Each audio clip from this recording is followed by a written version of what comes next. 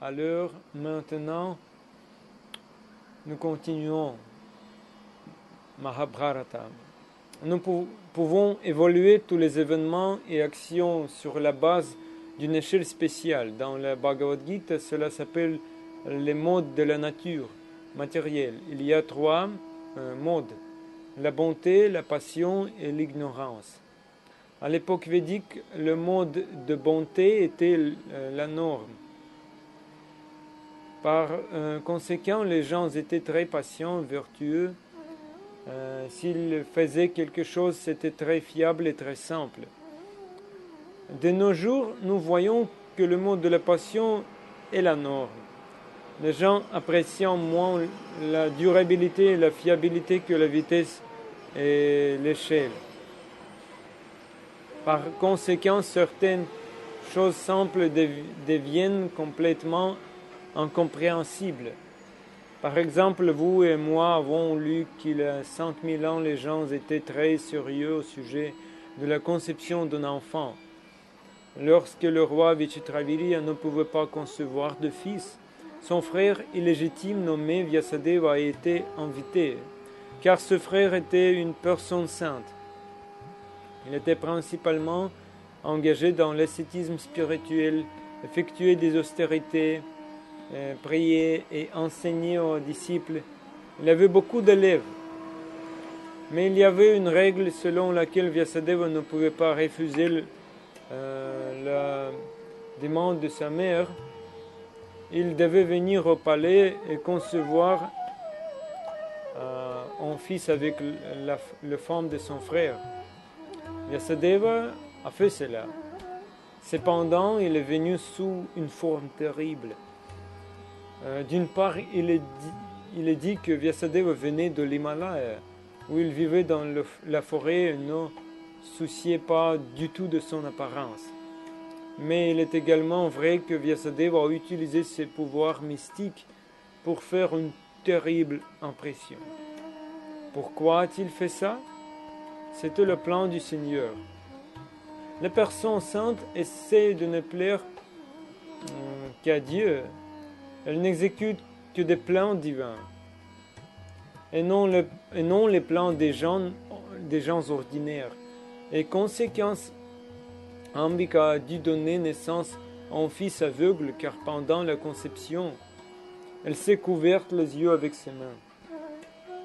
Vyasadeva a expliqué que la décision avait été prise trop rapidement. Selon les règles, la reine Ambika devait d'abord observer strictement le jeûne pendant 1 an. Mais parce que Vyasadeva était pressé, il est venu sous une forme terrible pour montrer que rien ne peut être fait dans ce monde sans pratiquer l'austérité. Si nous négligeons certaines austérités, l'ascétisme, alors le résultat ne sera pas le meilleur résultat. Un mois passa, et Vyasadeva fut de nouveau appelé au palais. Après avoir interrompu son ascèse, il apparaît sous son aspect repoussant. La mère Satyavati l'a emmené dans la chambre de deuxième femme Ambalika, et le sage s'approcha immédiatement de la reine.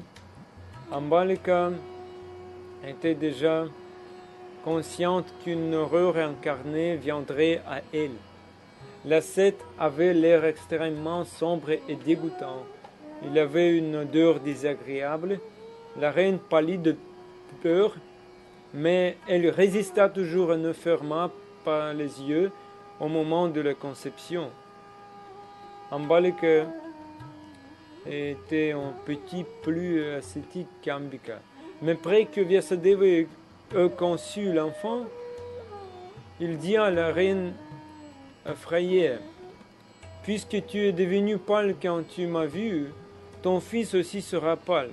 Il s'appellera Pandu, ce qui signifie pâle. » Sur ces mots, la sage quitta la chambre. Dehors, sa mère l'attendait. Elle a posé des questions sur l'enfant et Vyasadeva a répondu que la reine aurait un fils grand et puissant, mais qu'il serait pâle. Satyavati redevint inquiet. L'enfant sera-t-il pâle? Que voulait dire Vyasadeva par là?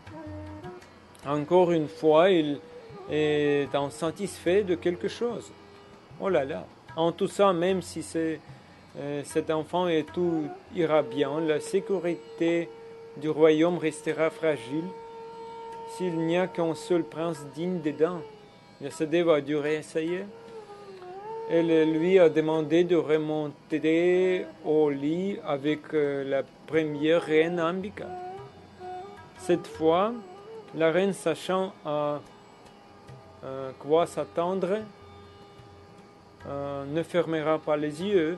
Souriant, Vyasadeva répondit: qu'il en soit ainsi, je serai de retour peu de temps après qu'elle ait donné naissance à son premier enfant.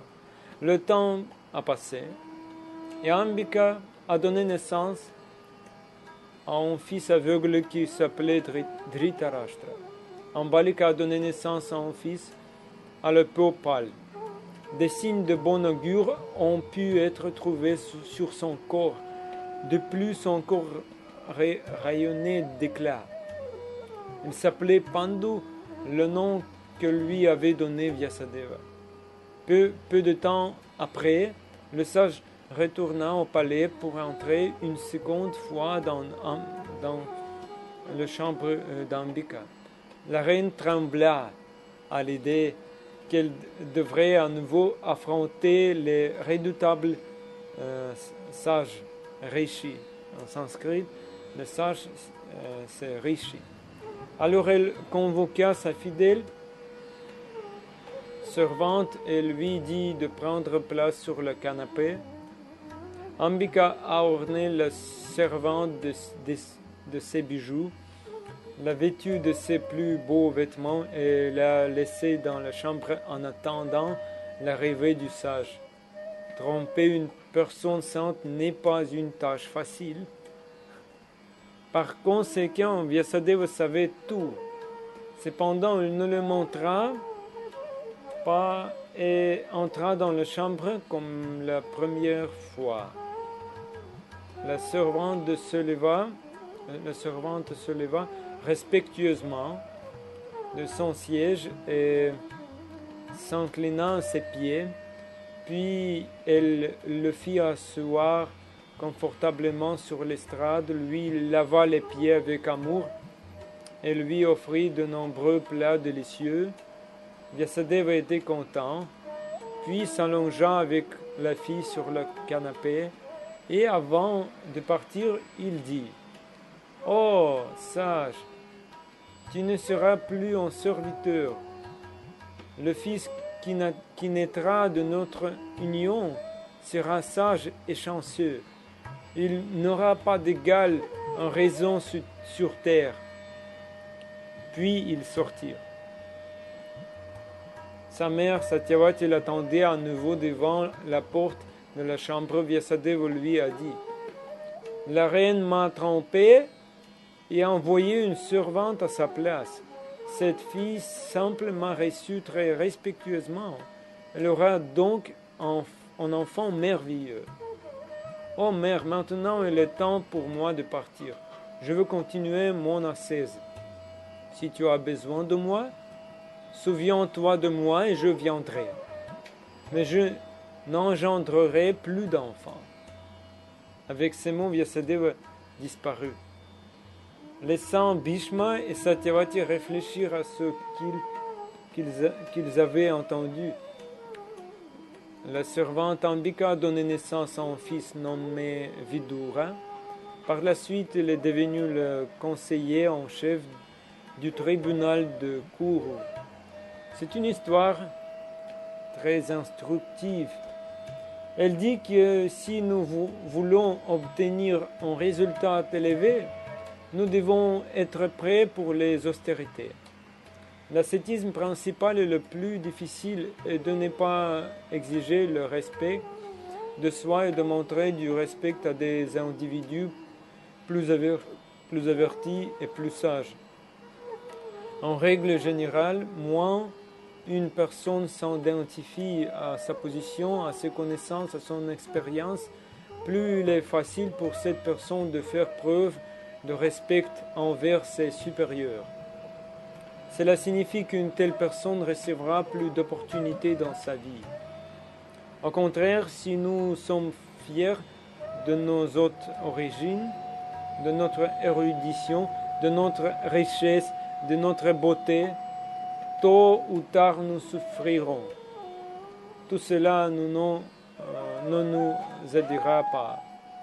Une autre leçon de cette histoire est que nous devons savoir qui doit être honoré. Vyasadeva était une personne sainte. Un simple serviteur lui témoignait du respect et était exalté. Il y a un exemple réel. Lorsque sa divine grâce Asi Bhaktivedanta Swami Prabhupada est venu en Amérique en 1965, il a communiqué avec de nombreux hippies, vagabonds sans abri, restes de la société. Simplement en s'associant avec lui, ces personnes ont été élevées à la position de grands saints. Je connais aussi beaucoup de gens qui s'habillent en vêtements de saints, mais ils aiment séduire les femmes naïves qui veulent avoir un enfant d'un saint. Les prédicateurs modernes n'agissent pas comme Vyasadeva. Les temps ont changé. Désormais, il n'est pas permis de concevoir un enfant avec la femme d'un frère s'il est stérile. À notre époque, la conscience spirituelle ne se transmet pas à travers les grandes dynasties royales, mais tout au long de la chaîne de succession disciplinaire du maître spirituel au disciple. Vyasadeva est lui-même membre d'un sampradaya faisant autorité des Vaishnavas, de l'ingénieur en chef de cet univers, le Seigneur Brahma. Parce que Srila Prabhupada est venu en Occident il y a 50 ans, grâce à sa prédication active. J'ai également pu rejoindre la même succession disciplinaire de Vyasadeva. Je vous souhaite bonne chance. À plus tard. Hare Krishna. Merci beaucoup.